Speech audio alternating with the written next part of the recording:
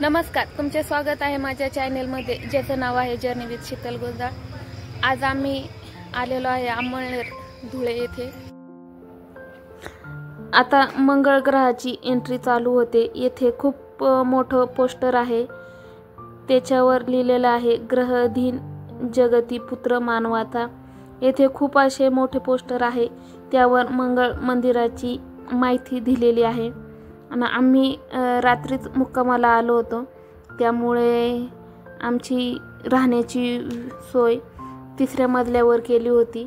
इथे खूप लोक असे पण राहतात, काही जवळ जे राहतात ते सकाळच्या वेळेस येतात आणि जे लांब आलेले राहतात ते रात्रीतच मुक्कामाला येतात। आणि इथे सकाळचं 3:30 वाजता आम्ही उठलो आणि आंघोळ केली, कारण की खूप भाविक आलेले राहतात, त्यामुळे सगळ्यांच्या आंघोळीची सोय असते। त्यामुळे लवकरच उठून आंघोळ केली की आपल्याला इथं गाभाऱ्यामध्ये पावती करता नंबर लावण्यात येतो।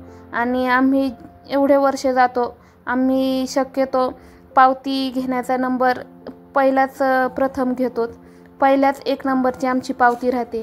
इथं असं आहे की 110 ते 20 नंबरपर्यंत पहिले जण पूजा करण्यास बसतात आणि त्यानंतरून तेवढ्यांची झाली की नंतरून दुसरे जण पूजा करण्यास बसतात।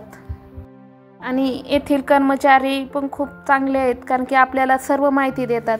यांनी पूजाच्या आधी जिथे पावती घेतात तिथं सर्वांना एकत्र गोळा करून सर्व माहिती सांगितली की कधी पूजा होणार आहे, इथे काय काय लागतं, काय काय नाही लागत, असं सर्व माहिती दिली। कारण की काही लोक नवीन आलेले राहतात आणि काही कायम येतात, त्यामुळे काहींना माहिती असतं, काहींना माहिती नसतं। आणि आम्ही आता पावती घेतली, कारण की आता ह्यानंतर आरती होईल आणि आरती झाल्याच्या नंतर अभिषेकाला रूममध्ये सर्वांना एकत्र बोलवतात। मंगळ देव हे भूमिपुत्र आहेत, त्यामुळे इथं मंगळ ग्रह ज्यांना आहे ते तर शांती करण्यास येतातच, पण ज्यांना मूलबाळ होत नाही, ज्यांच्या दुसऱ्या काही समस्या आहेत घरगुती, येथे असे ज्यांचं शारीरिक दुखणे असेल ते सुद्धा येतात। इथं खूप सारे भाविक येतात आणि खूप लांबून येतात शांती करायला। आणि आम्ही पण खूप वर्षापासून जातो, आम्हाला पण चांगला अनुभव आहे इथला की ग्रह शांतीचा।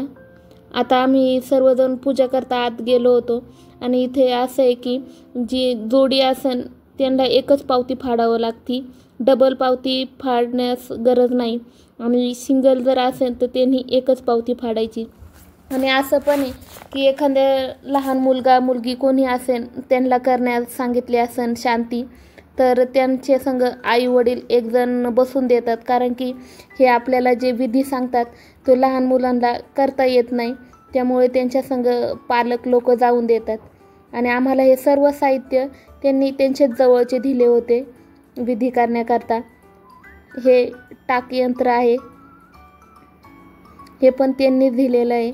इथं असं विकण्याकरता पण आहे, आम्ही गेल्या वेळेस गेलो तेव्हा आम्ही विकत घेतलं होतं आणि आम्ही देवघरात त्यांची पूजा पण करतो।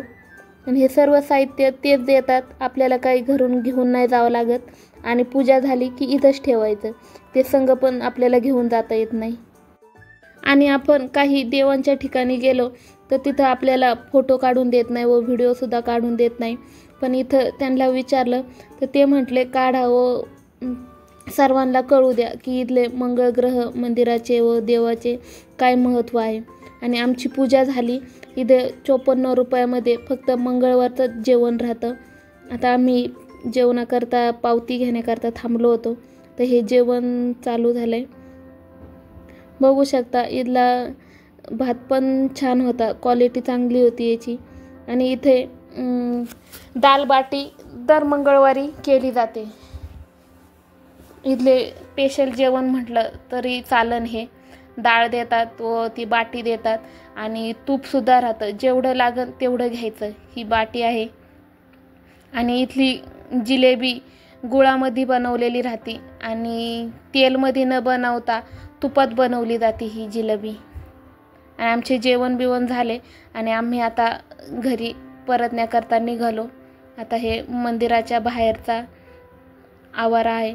ह्या महिलांच्या हातात जी पिशवी दिसत आहे, आम्हाला अशा सर्वांना पिशव्या दिलेल्या होत्या आणि दरवेळेस याच्यात मंगलधानीचं जी प्रतिमा देत नाहीत, पण ह्या वेळेस त्यांनी प्रतिमा दिली, कारण की म्हटले तुम्ही इथं आला मग याची तुमच्या घरी पण पूजा झाली पाहिजे, त्यामुळेच त्यांनी मंगलधानीची प्रतिमा दिली।